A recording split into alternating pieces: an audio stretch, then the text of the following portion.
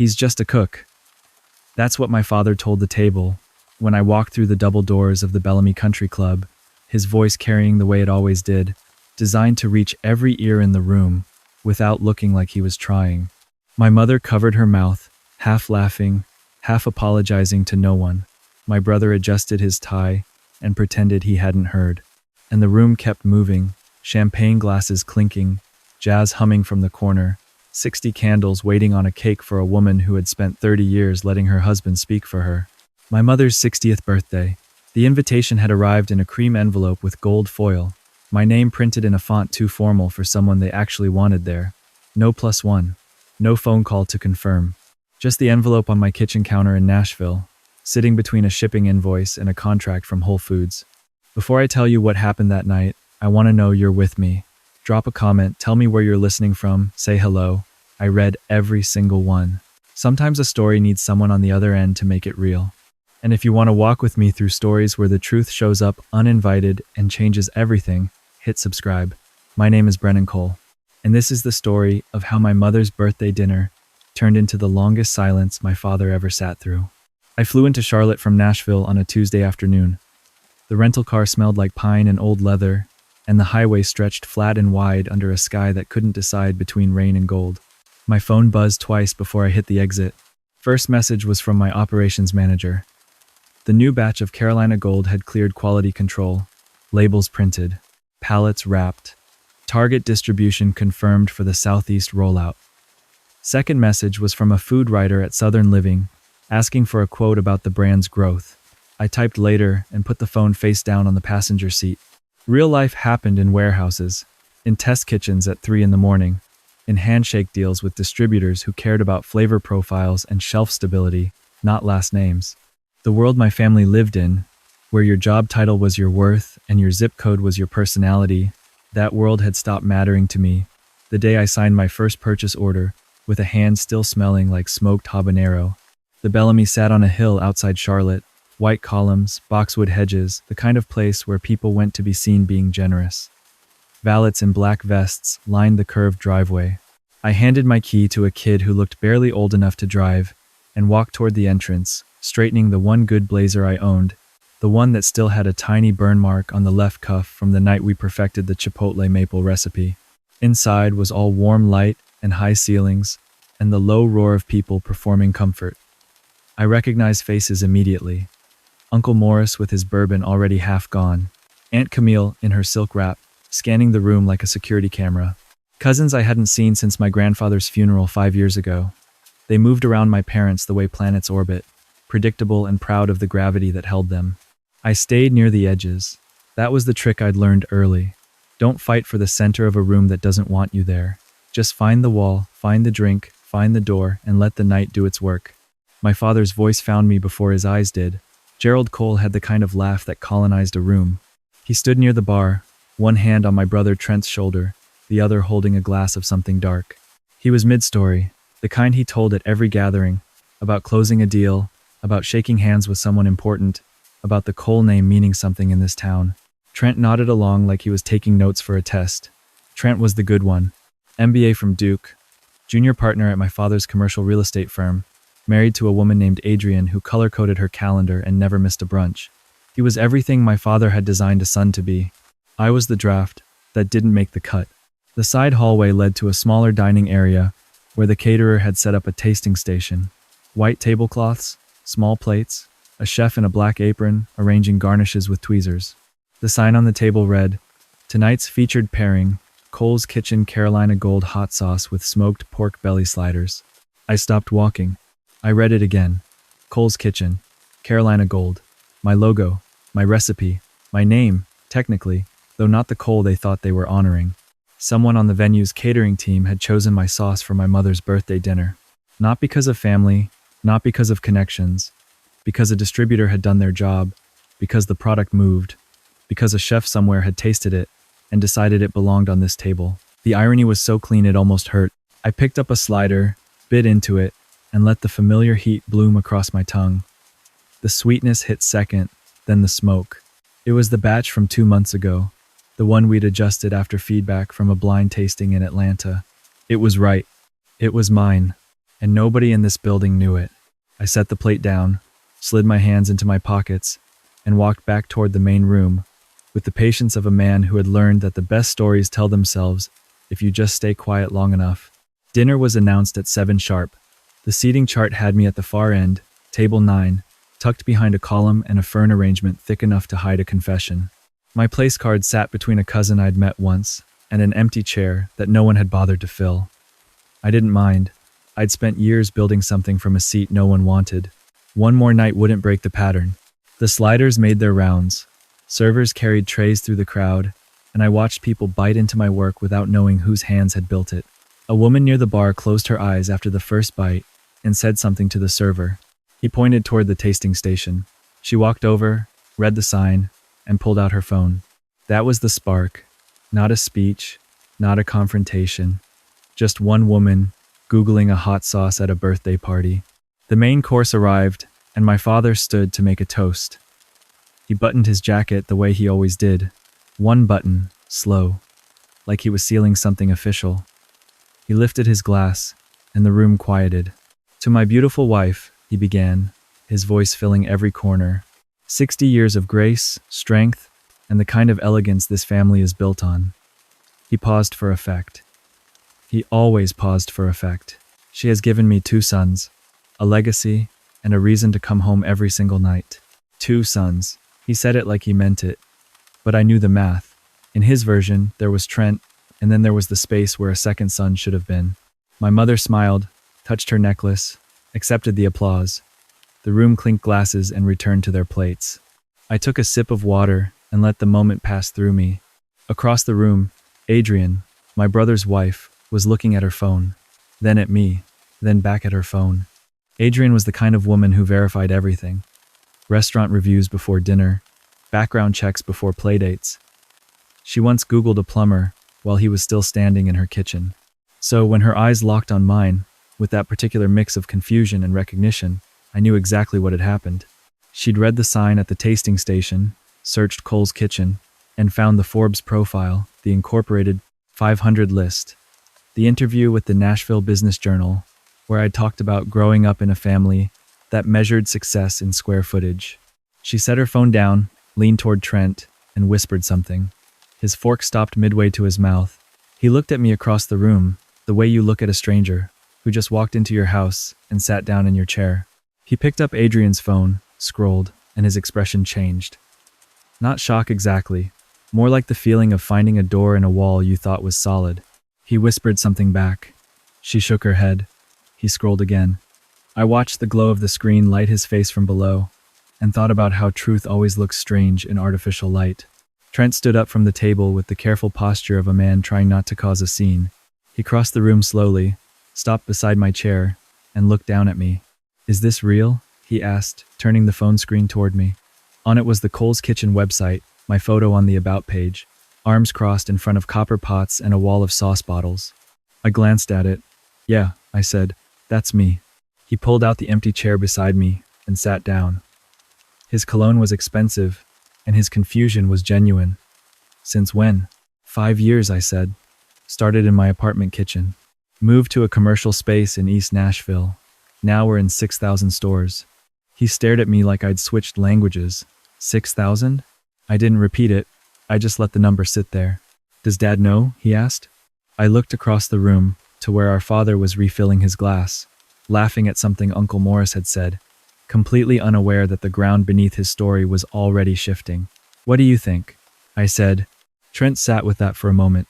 Then he looked down at his plate, at the smoked pork belly slider, sitting in a pool of golden sauce, and the color left his face. "Wait," he said. "Is this yours?" I didn't answer. I just smiled. He pushed back from the table and walked toward the tasting station, reading the sign with new eyes. I watched him stand there for a full 10 seconds, hands in his pockets, jaw working on something he couldn't swallow. When he came back, he didn't sit. He leaned in close enough that I could smell the bourbon on his breath. "Why didn't you ever say anything?" "Because nobody ever asked," I said, "and because the people who matter already know." He nodded slowly, processing. Then he walked back toward Adrian, and I watched the conversation ripple outward, like a stone hitting still water. Adrian told her sister-in-law. Her sister-in-law told the cousin beside her. The cousin pulled out a phone. Another phone. Another. Within 15 minutes, half the room had searched my name. I could track the wave by watching heads turn. A glance at me, a glance at a screen, a whisper, a wider stare. Someone at table 3 pulled up a YouTube interview I'd done last year. The sound was off, but the closed captions were on. I could see my own words scrolling across a stranger's phone at my mother's birthday dinner. The chef from the catering team appeared at my side, wiping his hands on a towel. He looked nervous in the best way. "Excuse me," he said. "Are you Brennan Cole? From Cole's Kitchen?" I nodded. He broke into a grin wide enough to crack the room open. "Man, I've been using your stuff for 2 years. The Carolina Gold is my go-to for pork. I had no idea you were connected to this family." "I'm not sure they knew either," I said. He laughed and shook my hand, and the handshake lasted long enough for 3 people nearby to notice and wonder what they were missing. My mother appeared from somewhere behind the fern arrangement, her smile the practiced kind she wore when controlling damage. "Brennan," she said, her voice low and tight. "What is happening?" "People are enjoying the food," I said.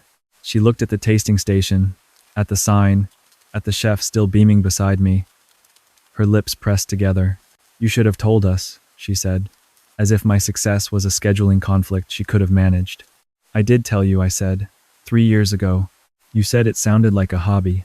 She opened her mouth, closed it, and retreated to my father's orbit, where the air was still controlled and the narrative still held. But it was already too late. My father found me during the dessert course. He didn't sit. He stood over me the way he stood over conference tables, using height as authority. The music had shifted to something slower, and the candles on the cake had been lit, but not yet blown out. "I don't know what kind of stunt you're pulling," he said, his voice quiet but edged. "But this is your mother's night." "I agree," I said. "That's why I haven't said a word. Everyone else is doing the talking." He glanced around the room and saw what I'd already seen. The phones, the whispers, the way people looked at him now, not with admiration, but with the particular curiosity reserved for men whose stories have just been fact-checked. "You think this makes you something?" he said, leaning closer. "A sauce company? That's what you've been doing instead of building something real?" I met his eyes. "It's in 6,000 stores," I said. "Whole Foods, Kroger, H-E-B, Target. We did 14 million last year. And the sauce on your plate tonight, the one you had 2 servings of, that's mine." His face went through something I'd never seen before. Not anger exactly. Anger was familiar. This was closer to vertigo, the feeling of standing on ground that had just shifted without warning. He straightened up, tugged his jacket, and walked away without another word. But the walk was different. The stride that usually owned every room now looked like a man trying to find the exit before the lights came up. I didn't follow him. I cut a piece of cake, ate it slowly, and let the sweetness sit on my tongue. 3 weeks later, Trent called. Not a text, not an email, a phone call, which meant it was serious. He asked me to meet him at a diner off I-85, the kind of place with vinyl booths and coffee that tasted like it had been there since the Clinton administration. He brought a folder. Inside were emails, dozens of them. My father's emails to distributors in the Carolinas, sent over the past 2 years. Each one, a variation of the same poison. Brennan Cole is not affiliated with our family. His product is unreliable. We do not endorse his brand. One email to a regional Whole Foods buyer warned them about quality control issues that didn't exist. Another to a restaurant group in Raleigh suggested my company was financially unstable. My hands didn't shake. I wanted them to, because shaking would have meant the surprise was still fresh. But I'd suspected something like this for months. Doors that should have opened had stayed shut. Deals that were nearly done had collapsed overnight. A distributor in Greenville once told me he'd heard concerns from a credible source, and I'd never been able to figure out who. Now I knew. At the bottom of the folder was a printout from my father's firm's email server. A message to his attorney asking about the legal exposure of disparaging a family member's business. The attorney had replied, "Minimal risk. He's unlikely to pursue it." I read that line 3 times. Trent sat across from me, coffee untouched. He looked like a man confessing at a church he no longer attended. "Adrian found these," he said. "She was helping organize the office files for the firm's audit. She pulled me aside that night and said I needed to see them." I closed the folder. "How long have you known?" "Since the week after the party," he said. "But I wanted to make sure I had everything before I showed you." I looked out the window. The parking lot was half empty. A truck idled in the corner. The sun sat low enough to turn the asphalt gold. Why? I said. Not as a question, really. More like a word I needed to set down somewhere. Trent shook his head. Control, he said. That's all it ever was. He couldn't stand that you built something without him, something that didn't have his fingerprints on it. Every deal he made in real estate, he put the Cole name on it like a flag. And then you went and put that name on a bottle, and it meant something completely different, something he didn't build, something he couldn't take credit for. It drove him crazy. I sat with that for a while. The waitress came by and refilled Trent's coffee even though he hadn't touched it. The jukebox in the corner played something old and country and unbothered. What are you going to do? He asked. I picked up the folder, slid it into my bag, and stood up. The same thing I always do, I said. Let the work speak. He looked like he wanted to say more. Instead, he just nodded. I drove to Charlotte that afternoon. Not fast, not slow. The folder sat on the passenger seat the way a verdict sits in an envelope, heavy with someone else's choices. The house on Eastover Drive looked the same as it always had. Red brick, white trim, the lawn so precise it looked punished. I parked in the driveway and sat for a moment, listening to the engine tick as it cooled. My father opened the door himself, which surprised me. He was in a sweater and reading glasses, a glass of scotch in hand. He looked smaller than I remembered, the way powerful men sometimes look when the audience has gone home. Brennan, he said. No warmth, no ice, just the flat acknowledgement of a fact he couldn't avoid. I walked into his study and placed the folder on his desk. I didn't open it. I didn't need to. Those are yours, I said. Every email you sent trying to destroy what I built, every lie you told about my company, every door you tried to close.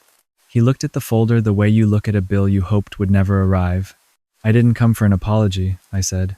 I came so you could see the full weight of what you did and know that it didn't work. He reached for the folder, opened it, and I watched his eyes move across the first page.